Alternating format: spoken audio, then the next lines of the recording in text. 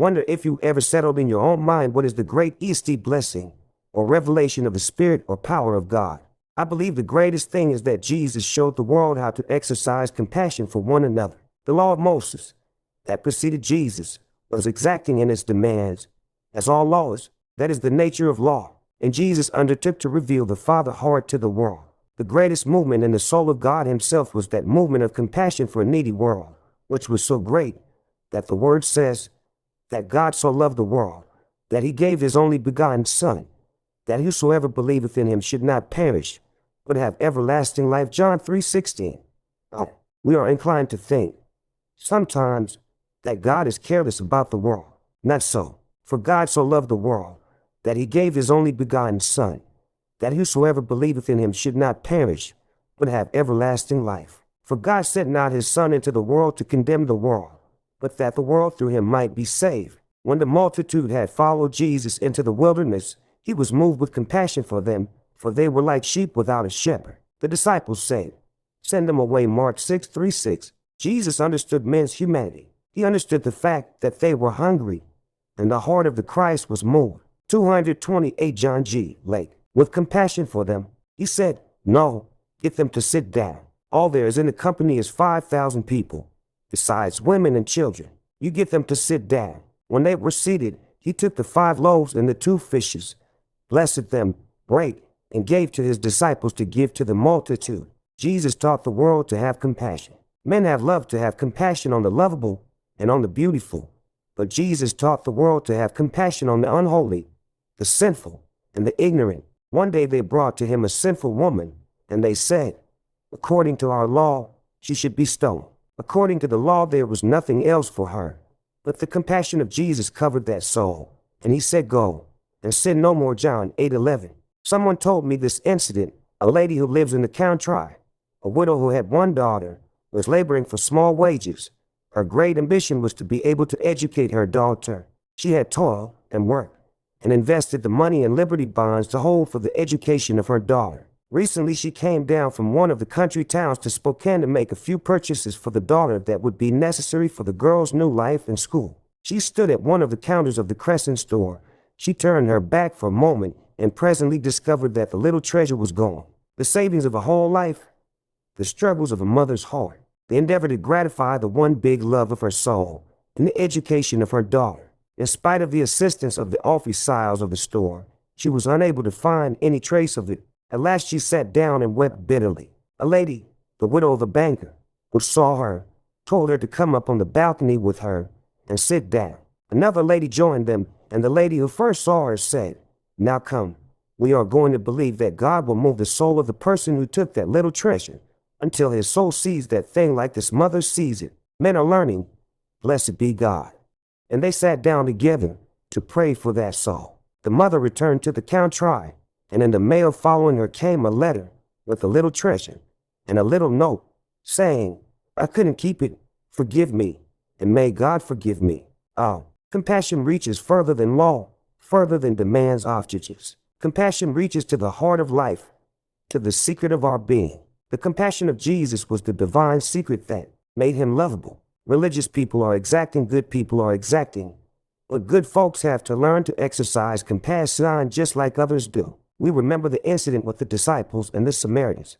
The Samaritans did not want Jesus and his disciples to come. They said, "We have heard strange stories, how this thing happened and how that thing happened, how a great amount of swine were drowned, etc."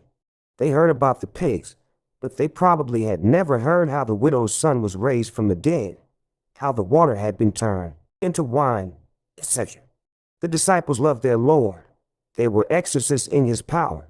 They were ministering to the sick. They were endeavoring to alleviate the sufferings of the world.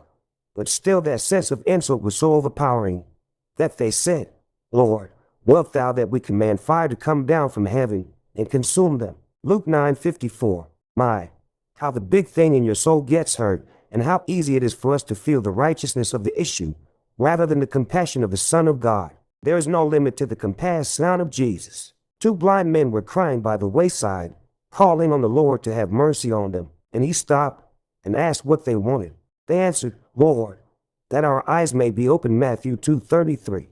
And he healed them. And if you want the real explanation for his saving men out of their sins and sicknesses, it is in the love of his soul, that divine compassion of God, and his desire to help me out of their sorrows and difficulties and back to God.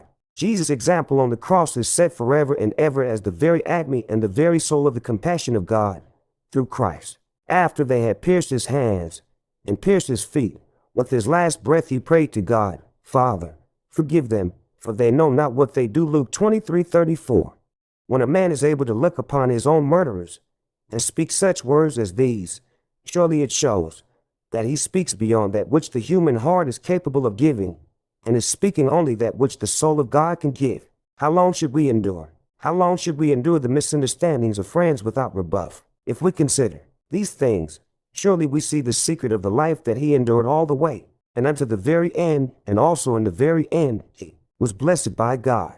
His triumph was there. The ignorant crucify you and trample over the loveliest things of your soul, like they bruised the soul of Jesus. The triumph is there. Isaf Habi. In the divine fullness of the heart of God in Christ is the reverent elation of a divine conception that alone endures even unto death, and through which the nature and love of God is revealed to a dying world.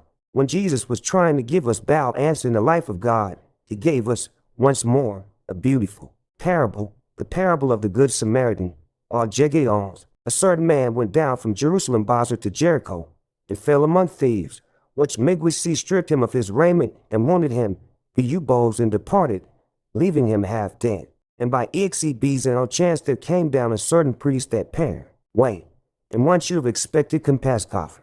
Pope sound of a priest, and when he saw him, he and he passed by on the other side. And likewise about D.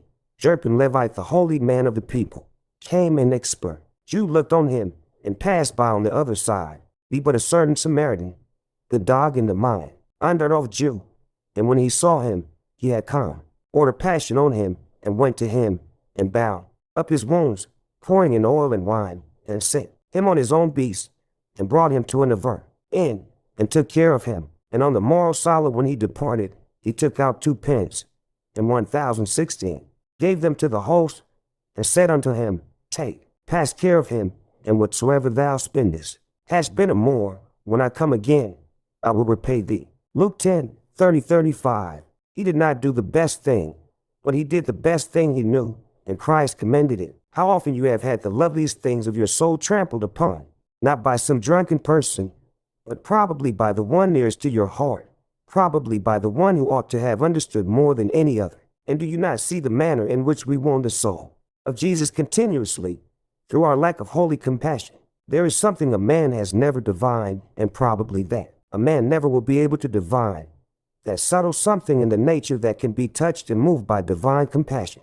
It takes down the bars of our life and lets the divine love of God flow through our soul. How often you and I have stood or knelt by the side of the dying and disease smitten, and have waited and prayed ineffectively until, within our own heart, something melted, something dissolved, and something richer than tears came from our soul, and by the grace of God, we saw the answer to our prayers before our eyes. In Rhoda 7 art is not besit. There is such a thing in the world as stigmata, that is common, templating something so much that it actually becomes a fact in your own being. It is well explained by telling an incident from the life of St. Francis, who had contemplated the cross of Christ with such intensity, and it so moved him that he said to his followers, When I'm dead, open my body, and you will find the impress of the cross of Christ on my heart. And sure enough, after his death, when they opened his body, there was the impress of the cross of Christ on his heart. There is an inner life, an inner working of God. 400 Jakarta INY. The compassion of Jesus was illustrated when he broke up a funeral procession one day as he passed along in that little city of Nain.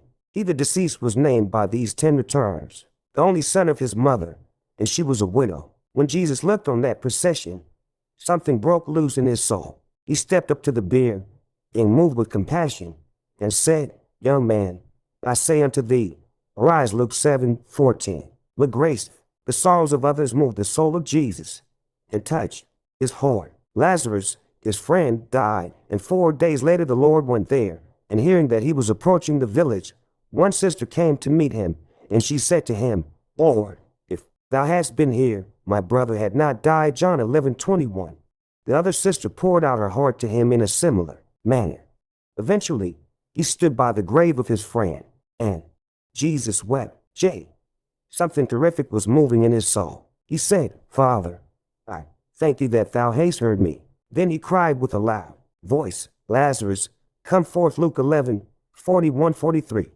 And he that was dead came forth. Montague 1 Once in South Africa, we were praying for a sick lady for a time without result. Then I said, I will take my sister and go 232 John G. Lake and pray for her. We prayed again, and there was no victory. A day or two afterwards, we were down in the city in one of the large department stores. As we stood there, the Spirit of the Lord said to me, "Go to her now." I said to my sister, "As soon as you are through, we will go over and pray for that sick lady." We went, and I watched her writhe in pain and agony until I put my arms about her and cuddled her head close to my heart. And then, presently, something broke loose in my soul. And then in one moment, I hadn't even started to pray, she was lifted out of her agony and suffering.